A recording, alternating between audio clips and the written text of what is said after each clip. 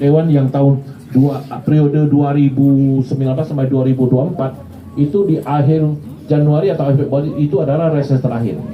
Dan hasilnya nanti ketika kita sudah masuk di reses ini, semua wakil dewan harus reses. Nanti kita catat semua dan kita bawa reses ini ditanggung oleh negara, yaitu memakai anggaran APBD. Dan reses tidak perlu mengantar bawa proposal, nggak perlu, karena kita ada bawa staf. Nah, itu di belakang ada 2 staf yang absen, itu ada satu Mimi, naik diri Mimi. Nah, ini yang tukang catat. Satu lagi Boy, tapi namanya Boy, tapi dia cewek. Nah, itu pula, ya kan? Namanya saja Boy, ya. Nah, itu nanti dicatat semua.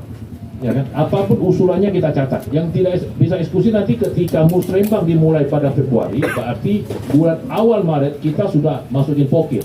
Nah, inilah kita masukin. Nanti di pokir itu sama juga dengan PSPK atau musrembang, ada prioritasnya. Ya kan, ada prioritasnya. Kalau umpamanya lurah itu prioritasnya harus lihat RT-nya, mungkin ya titipan, kalau kita dewan enggak. Kalau biasanya saya langsung. Kita tidak mau, ya ini siapa yang jalannya lebih rusak, itu yang kita utamakan. Kita tidak ada titipan. Jadi siapapun dewan yang kesini datang reses, hadir aja, diusulkan aja. Tapi kalau memang buktinya tidak ada, ya udah lain kali reses dewan yang sama kita tak usah datang, kan gitu aja. Nah, ngapain kita datang setiap kali dia reses tapi hasilnya tak ada. Dalam tadi yang disampaikan Pak RW, Pak Lurah bahwa 4 tahun, padahal 5 tahun, enggak 4 tahun. 4 tahun ada beberapa perumahan yang saya selesaikan semua. Ya, ada Lucky Estate, udah selesai semua jalannya, sudah kita semedisasi. Ada Citra Kota Mas, ya, Citra Kota Mas juga selesai, Livia juga selesai. Ya, terus masih banyak lagi perumahan. Kalau yang di Baloi Mas itu 70%, sampai jam sekarang saat ini masih lagi cor jalan di Anggrek Permai. Anggrek Permai lagi cor jalan, saya ini masih cor, itu juga dari pokir saya untuk dicor semua sampai saat ini. Itu jalan di situ sudah hampir selesai 90%, tapi mungkin masih ada lagi 10% yang harus dikerjakan. Tapi itu bukan dari saya semua, tapi setidaknya yang 90% itu 60 sampai 70% itu saya yang kerjakan semua. Kenapa kita perlu kerjakan ini? Seorang anggota dewan reses ini sangat penting. Ketika dia menang di dapil dia wajib turun ke bawah untuk memenuhi konstituen dia. Dia ada suara, tak ada suara, seperti di Villa Bukit Indah tidak ada suara 2019, kita wajib masuk juga karena dapil kita. Bukan karena dia dapil ini kita tidak ada suara, kita tak usah masuk, bukan gitu juga. Nah gitu. Kalau dapilan kita tidak punya suara, ya kita tidak masuk, ya artinya nanti seharusnya kita pasang target itu bukannya dewan sendiri yang pasang, itu pasti melalui pembahasan dan Dishub pasti usulkan itu. Dengan pelebaran jalan seharusnya tarif parkir itu PAD kita akan tambah banyak. Tapi yang timbul di Batam ini apa?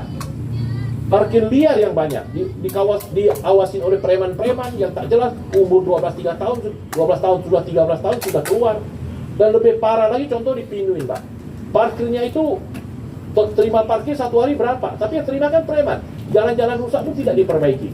Yang jalan aspal yang di sebelah depan itu saya dulu usulkan aspal, Pak. Kota mana di aspal? Sekarang belakangan tak di aspal, tapi parkirnya kan berserak. PAD-nya tidak tambah. Tahun ini sampai triwulan 2023 ini juga sama, Pak. Sampai bulan Juni, akhir Juni 5,0 sekian miliar. Persis sama dengan tahun 2022. Artinya kan Dishub bermain hanya pakai angka ini, tapi statusnya tak jelas. Banyak kebocoran, Pak. Ya kan? Banyak dan target kita akhir tahun pasti itu juga sekitar 9 miliar. Jadi targetnya dia pasang sama kita sahkan itu tidak capai 30%. Kenapa ini terjadi? Kenapa bisa timbul? Saya pertanyakan. Jalan diperlebar oleh Pemko, oleh pemerintah tempat, itu untuk buat parkir atau supaya tidak macet. Ini kan beda. Tapi kalau saya lihat ini hanya parkir dibuat lebar hanya menghindari atau hanya untuk menciptakan lapangan kerja bagi preman-preman itu menjadi pungutan liar, ya kan? Mana ada tiketnya, mana ada bajunya? Coba 2.000 kalau kita tak bayar, kaca mobil itu dipecah dia, ya kan? Mohon maaf, terutama ibu-ibu lah, ya kan? Coba 2000 itu tak dibayar kalau di sekitar Nagoya atau di mana saja. Jadi di mana lebar agak jalan atau di kedai kopi itu, biar di perumahan di mana agak ramai atau rumah makan, timbullah parkir. Itu tidak masuk ke PAD. Baju pun tidak ada, tiket pun tidak ada. Ya kan? Kita terima, Pak. Saya pun bilang, masyarakat terima uang parkir itu dinaikin dari 4.000. Tapi kebocoran ini dulu yang diselesaikan. Ini mulai bulan November nanti akan sosialisasi 50 titik untuk Batam Kota, 50 titik orang di Lubuk Baja untuk sosialisasi parkir sistem barcode. Betul kan? Pakai barcode. Permasalahannya, siapa sih yang mau ke itu pakai barcode? Itu kan kerja konyol. Masa kita bayar parkir lalu kita buka HP, banyak buka barcode kasih dia. Ini kerja konyol. Betul kan? Saya tanya ke Dishub, ya kan, dasar apa kalian pakai barcode? Kenapa kita tidak mau belajar dari Jakarta, dari luar negeri? Bikin aja satu kartu, kerjasama sama bank, pakai kartu kan. Nanti jurkir itu, juru parkir, semua akan gajinya akan dibayar oleh pakai APBD, dibayar oleh Dishub, ya kan? Kenapa kita tidak bawa merchant satu, kita pakai kartu satu, dah ini kartu, nah scan, kan selesai sama dengan kita lewat tol kan? Tapi kenapa ini tidak mau lakukan? Ya kan? Kenapa bisa timbul begitu banyak preman? Karena dipelihara oleh Dishub sendiri, dinas perhubungan yang pelihara mereka. Itu semua ada store itu. Kalian yakin tak ada store ke Dishub? Nggak mungkin mereka tidak tahu. Ya kan? Ini kabin apa, ini lapangan pengawasan, kau bagian sini, setiap bulan store berapa. Terima siapa? Satu bulan 10 juta diterima masuk ke kas, 1 juta belum tentu ada. Itu kan yang terjadi di lapangan. Kenapa saya berani bilang gitu? Dari target 28 miliar cuma capainya 9 miliar sekian. Berarti kan loss kita ada 70% hampir kan? Dan sekarang katanya mau dibikin parkir bulanan. Setiap mobil yang membayar pajak akan membayar kartu itu. Untuk mobil 600.000 per tahun, untuk motor 250.000 per tahun. Permasalahannya ini kan berjalan mundur kita. Kenapa saya bilang berjalan mundur? Dulu kan kayak gitu juga. Jalan enggak. Kenapa? Ketika Anda mobil parkir, ya kan? Begitu ada tukang parkir keluar, kamu tak bayar dia 2.000. Kaca pun dipecah dia. Nanti dia bilang apa? Ini tidak kartu parkir ini tidak berlaku di sini. Stiker parkir ini tidak berlaku di sini. Ini kan sudah terjadi. Ya kan? Berarti yang dilakukan di Uduk goblok. Dia akan menciptakan suatu lapangan untuk orang mengundi. Ya kan? Itu salah satu kelemahannya. Satu kelemahan yang lebih parah lagi. Setiap tempat parkir seharusnya dibikin pelang. Ini tempat parkir, digaris dulu. Ini tempat parkir. Betul kan? Ini ada pelang, ini parkir, ini daerah boleh parkir, ini tak boleh parkir. Sini kan tidak ada. Betul kan? Di mana ada ramai, di depan ruko ramai. Coba di sini buka restoran satu, rumah makan. Agak ramai sedikit, datanglah tuh tukang parkir. Betul kan? Betul. Kalau saya paling keras, Pak, di tempat Permata Regency, Permata Baloi, saya tinggal di situ. Jangan harap satu juru parkir yang masuk ke tempat saya itu paling ramai, Pak, yang jual makan. Di situ ada satu Tom House. Itu terkenal orang bilang kampung Selak Panjang gitu. Itu rata-rata orang jual makanan Selak Panjang semua. Pernah nggak Bapak ke Permata Baloi, Permata Regency? Ada nggak parkir situ? Nggak ada. Jangan harap. Jalan kami yang perbaiki, PJU kami yang bayar, jalan kami yang sapu. Kalian enak-enak datang mau terima parkir. Ekornya apa? Dia carilah. Ketemulah saya. 1 bulan saya kasih Bapak 2 juta. Jangan kasih uang, saya bilang nggak perlu. Bapak tolong bayarkan aja ini semua lampu PJU. Yang saya punya komplek ini PJU, 1 bulan itu 15 juta Pak. 14 sama 15 juta untuk lampu PJU aja. Lu bayarkan itu, nggak usah kasih saya uang. Ya kan?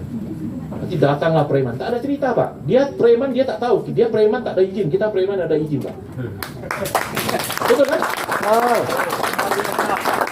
Karena pemerintah ini dia tidak Dishub itu. Tanggung jawab itu sebentar dia ganti. Saya contoh. Saya ketika pertama saya menjadi dewan, yang Kadishub sekarang adalah Kadis Infopom, Koinfo. Ya kan? Bagian lampu jalan punya apa ini CCTV lah apa gitu semua. Pokoknya dia bagian ke IT lah gitu.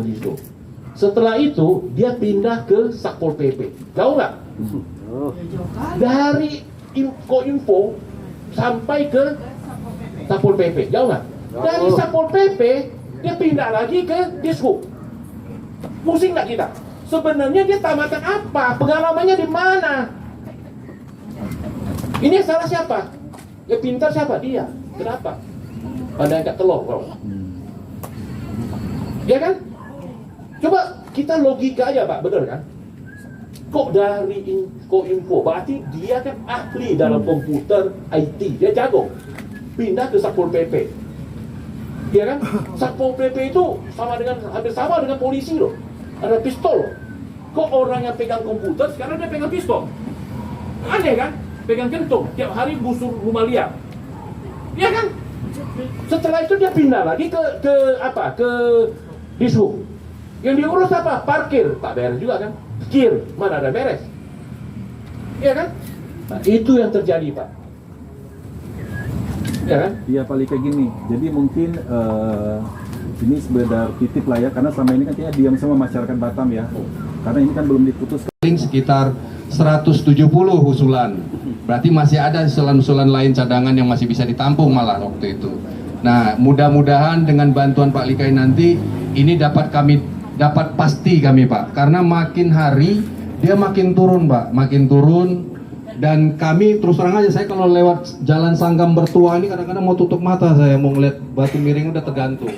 Itu kalau patah sedikit aja Pak, habislah kami ini semuanya. Nah itu kalau untuk biaya perbaikan pagar, kami pastikan kami nggak sanggup. Mau nggak mau terpaksa telepon Pak Likai lagi. Jadi gini, itu saya akan cek apakah tahun Siap. ini masuk. Siap. Jadi dana apa? Benar.